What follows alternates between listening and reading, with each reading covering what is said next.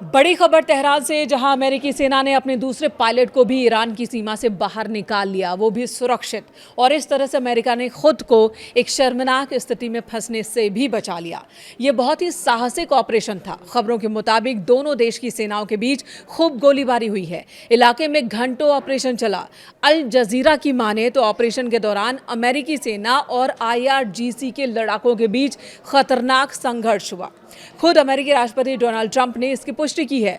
अमेरिकी राष्ट्रपति Donald Trump ने ट्रुथ सोशल पर लिखा कि हमने उसे बचा लिया। मेरे प्यारे अमेरिकन, पिछले कुछ घंटों में अमेरिकी सेना ने हमारे एक बेहतरीन क्रू मेंबर अफसर के लिए, जो एक बहुत ही साहसिक सम्मानित कर्नल हैं, अमेरिकी इतिहास के सबसे साहसी खोज और बचाव अभियानों में से एक को सफलतापूर्वक अंजाम दिया। ट्रंप ने और भी लिखा है। उन्होंने लिखा कि मुझे आपको ये बताने में बेहद खुशी हो रही है कि अब वो पूरी तरह से सुरक्षित हैं और सही सलामत है। वहीं कतरी मीडिया आउटलेट की बात करें, अल जजीरा, जिसने अमेरिकी अधिकारियों के हवाले से ही बताया कि उसे बचाने के दौरान ईरानी बलों के साथ भारी गोलीबारी हुई है। आपको बता दें, ईरानी सुरक्षा बलों ने शुक्रवार को अमेरिकी F-15E स्ट्राइक ईगल एयरपोर्ट को मार गिराया था। सेंट्रल ईरान के आकाश में ये सब कुछ हुआ था। लड़ाकू विमान के तहस नहस होने से पहले दोनों पायलट्स लड़ाकू विमान से सुरक्षित इजेक्ट कर गए थे। एक पायलट को अमेरिकी बलों ने उसी दिन रेस्क्यू कर लिया, लेकिन दूसरे की तलाश चल रही थी। एक बड़ा ऑपरेशन चलाया गया। तकनीक की मदद से अमेरिकी सेना अपने लापता सैनिक तक पहुंची और उन्हें ईरान की सरहद से बाहर निकाल लिया गया। ये ऑपरेशन राष्ट्रपति ट्रंप के साथ साथ पूरे अमेरिका के सम्मान से जुड़ गया था।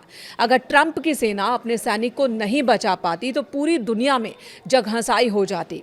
अमेरिका के सुपर पावर वाली छवि को भी नुकसान पहुंचता। वहीं अगर अमेरिकी सैनिक ईरान के हाथ लग जाते तो मुमकिन है कि ईरान मजबूत बार्गेनिंग पोजीशन में आ जाता।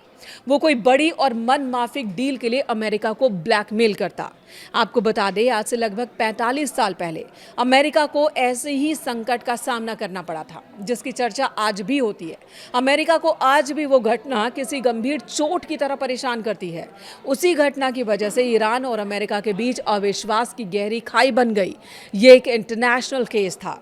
4 नवंबर 1979 ईरानी छात्रों ने तेहरान में अमेरिकी दूतावास पर कब्जा कर लिया था।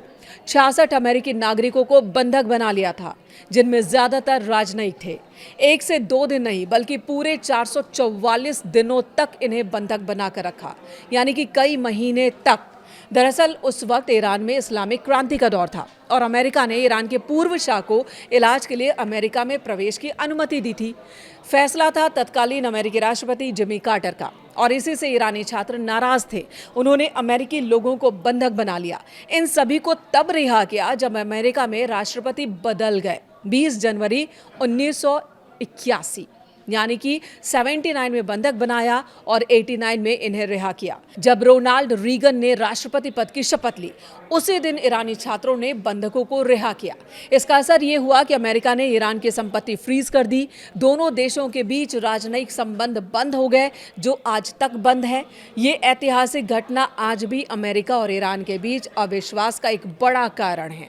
मौजूदा वक्त में जब अमेरिका ने ईरान पर हमला किया है और जीत के दावे कर रहे हैं ट्रंप, ऐसे में अगर अमेरिकी पायलट ईरान के कब्जे में आ जाता तो ट्रंप को भारी आलोचना के साथ ही नुकसान भी झेलना पड़ता। ये स्थिति ट्रंप के लिए बहुत ज्यादा शर्मनाक हो जाती। यही वजह कि खुद ट्रंप इस ऑपरेशन पर नजर बनाए हुए थे। उन्होंने उस वक्त तक कोई प्रतिक्रिया नहीं दी जब तक कि उनका पायलट ईरान से बाहर नहीं आ गया।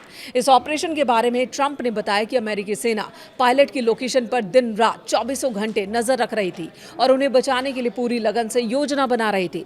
ट्रंप ने कहा कि अमेरिकी सेना ने उन्हें वापस लाने के लिए दुनिया के सबसे घातक हथियारों से लैस दर्जनों विमान भेजे थे। ट्रंप के मुताबिक पायलट को चोटें आई हैं, लेकिन वे पूरी तरह से ठीक हैं।